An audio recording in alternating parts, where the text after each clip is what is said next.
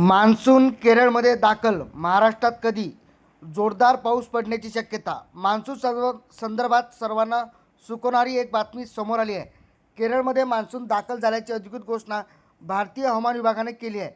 तर मान्सून संदर्भात सर्वांना सुकवणारी एक बातमी समोर आली आहे.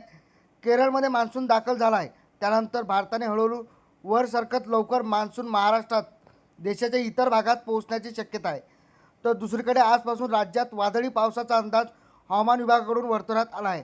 किमान 10 जूनपर्यंत राज्यातील बहुतांश भागात मान्सूनच्या आगमनाची शक्यता आहे, अशी माहिती प्रादेशिक हवामान विभागाकडून देण्यात आली आहे.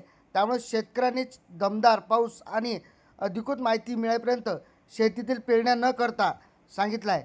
मिळालेल्या माहितीनुसार विदर्भ, मराठवाडा, मध्य महाराष्ट्र आणि खानदेशात दुपारनंतर ढग आणि काही प्रमाणात वादळी पावसाचा अंदाज व्यक्त करण्यात आलेला आहे.